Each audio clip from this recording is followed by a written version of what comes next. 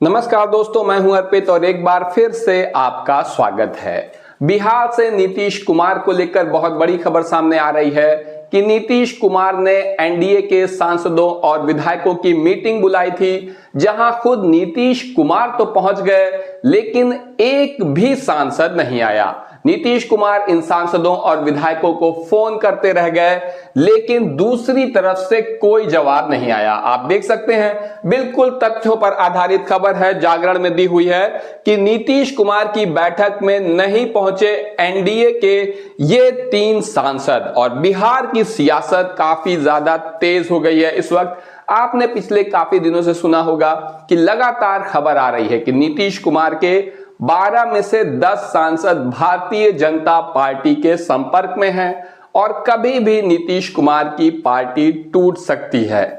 इसी दबाव के लगातार बढ़ते जाने के बाद वो नीतीश कुमार जो एनडीए की मीटिंग में अमित शाह के बुलावे पर दिल्ली नहीं गए थे, अचानक ही अपनी प्रगति यात्रा को रोककर रातों रात दिल्ली पहुंचे। उन्हें उम्मीद थी कि प्रधानमंत्री नरेंद्र मोदी से कहकर कोई बीच बचाव किया जाएगा इस मामले में, लेकिन ऐसा कुछ हो नहीं सका क्योंकि दिल्ली में जब यहां पर पहुंचे नीतीश कुमार 2 दिन की यात्रा पर, तो ना मोदी मिले ना नड्डा। जनसत्ता की खबर है, ना मोदी मिले ना नड्डा। नीतीश दिल्ली से खाली हाथ लौटे और आरजेडी ने भी इस पूरे मामले में उनके काफी मजे लिए कि किस तरीके से एनडीए के सहयोगी दलों से, खासतौर से नीतीश कुमार से ही प्रधानमंत्री नरेंद्र मोदी अपमानजनक व्यवहार कर रहे हैं, उनसे मिलने का समय भी नहीं दे पा रहे हैं नीतीश कुमार की बैठक में। और अब ताजा खबर आ रही है कि ना तो उनसे मोदी मिले, नड्डा नहीं मिले, अमित शाह रोज नया उनके खिलाफ नया प्लान बनाते ही रहते हैं।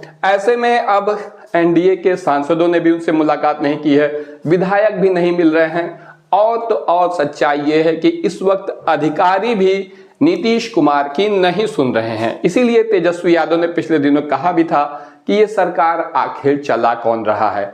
4 नेता हैं जेडीयू के, ललन सिंह, संजय झा का जिसमें नाम लिया गया था, और इसके अलावा कुछ भ्रष्ट अधिकारी हैं। यही लोग यहाँ पर सरकार चला रहे हैं। यहाँ पर आप देख सकते हैं मुख्यमंत्री नीतीश कुमार की सोमवार को हाजीपुर में प्रगति यात्रा के दौरान जिले के 3 सांसदों में एक भी विकास योजनाओं की समीक्षा बैठक में मौजूद नहीं रहे।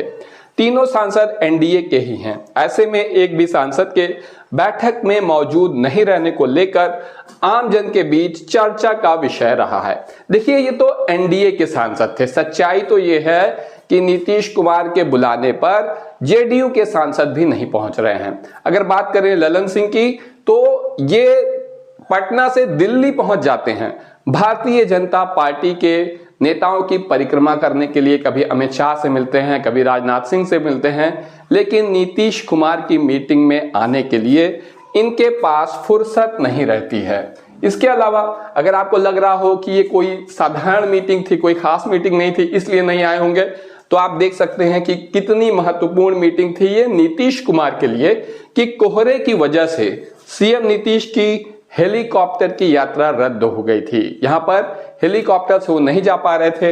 ऐसे में सड़क मार्ग से वो निकले और 4 घंटे की देरी से वहां पर पहुंचे।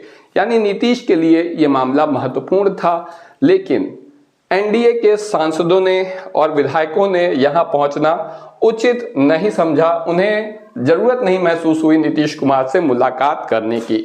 वहीं दूसरी ओर समीक्षा बैठक में जिले के सभी 8 विधानसभा क्षेत्र में अगर विधायकों की बात करें तो केवल 6 विधायक पहुंचे थे, 2 विधायक नहीं पहुंचे थे। वहीं सांसदों की अगर बात करें तो एक भी सांसद नहीं आया था। कौन है वो सांसद, आइए देखते हैं। पहले सांसद हैं हाजीपुर के सांसद चिराग पासवान, जिन्हें लेकर लगातार दावा किया जा रहा है कि नीतीश कुमार से उनकी करीबियां बहुत ज्यादा बढ़ गई हैं और अब आने वाले विधानसभा चुनाव में वो कोई भी समस्या खड़ी नहीं करेंगे नीतीश कुमार के लिए। लेकिन वही चिराग पासवान इनकी मीटिंग में बुलाए जाने के बावजूद नहीं पहुंचे। दूसरी सांसद हैं वीणा सिंह, जो वैशाली से सांसद हैं। ये भी एलजेपी की ही सांसद हैं, यानी कि ना चिराग पासवान आए, ना ही उनकी पार्टी के सांसद वीणा सिंह आए। निश्चित रूप से चिराग पासवान की इसमें सहमति होगी। इसके अलावा नित्यानंद राय तीसरे सांसद थे, जो कि भाजपा के सांसद हैं। और अमित शाह के खास हैं।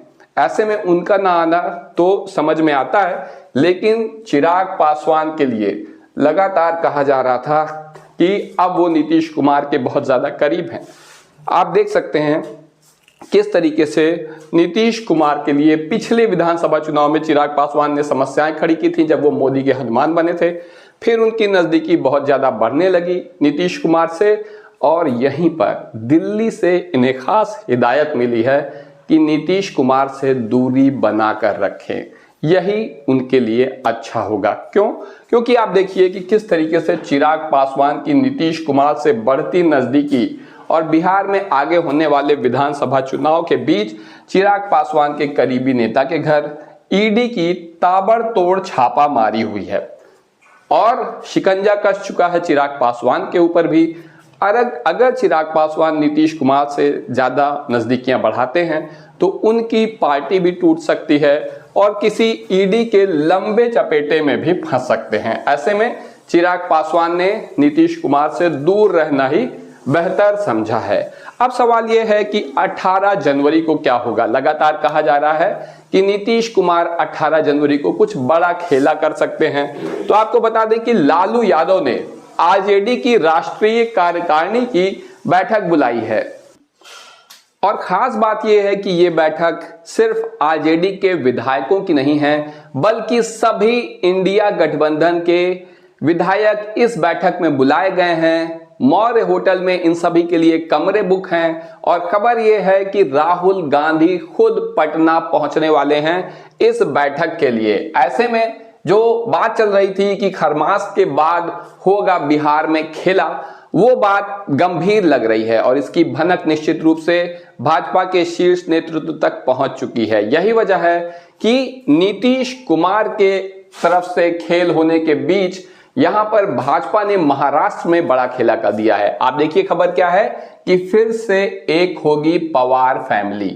अजीत की मां ने की प्रार्थना, प्रफुल्ल ने शरद को बताया परिवार के लिए भगवान। आप सभी जानते हैं कि एनसीपी जो कि शरद पवार की पार्टी थी उसके 2 धड़े हो चुके हैं और उनके भतीजे, शरद पवार के भतीजे अजीत पवार इस वक्त भाजपा के साथ हैं।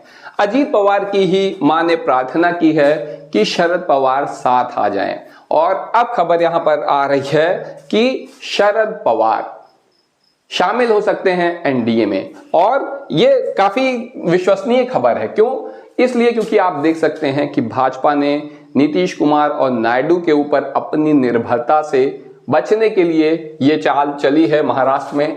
आप देखिए बीजेपी के संसद में कुल 240 सांसद हैं। ऐसे में एनडीए के घटक दलों के जो 53 सांसद हैं उनके सहयोग से सरकार बनी है, क्योंकि 272 सांसदों की आवश्यकता होती है। तो अगर ये 53 सांसद मिलाकर कुल 293 हो जाती है संख्या। अगर इसमें से नीतीश कुमार जिनके 12 सांसद हैं और चंद्रबाबू नायडू जिनके 16 सांसद हैं, जिन्हें सरकार की बैसाखी कहा जा रहा है मोदी की, अगर ये दोनों समर्थन वापस लेते हैं तो 293 से मात्र पहुंचेंगे 265 सांसद बचेंगे और सरकार भरभरा कर गिर जाएगी। ऐसे में ये संख्या जो कि बहुमत से 7 कम है। अगर एनसीपी जो कि अब एनडीए के साथ आ रही है, यहां पर शरद पवार का गुट जिसके 8 सांसद हैं, ये समर्थन देती है तो 273 सांसद एनडीए के हो जाएंगे और पूर्ण बहुमत से 1 अधिक है ये संख्या। ऐसे में निश्चित रूप से आप देख सकते हैं कि मोदी की निर्भरता समाप्त होने जा रही है नीतीश और नायडू के ऊपर से और अब अमित शाह फ्री हैं बिहार में अपना खेल करने के लिए। इसके बदले में सुप्रिया सुले केंद्र में मंत्री बनने जा रही हैं। आपका क्या कहना है इस पूरे मामले में? कमेंट सेक्शन में जरूर बताइए कि नीतीश कुमार की सरकार बचेगी या उनकी पार्टी भी टूट जाएगी। नीतीश को एनडीए के साथ रहना चाहिए या आरजेडी के साथ चले जाना चाहिए? आपकी जो भी राय हो कमेंट सेक्शन में जरूर बताएं। वीडियो को लाइक करिए। अगर पहली बार चैनल पर आए हैं तो सब्सक्राइब करना मत भूलिए। अभी के लिए बस इतना ही। धन्यवाद।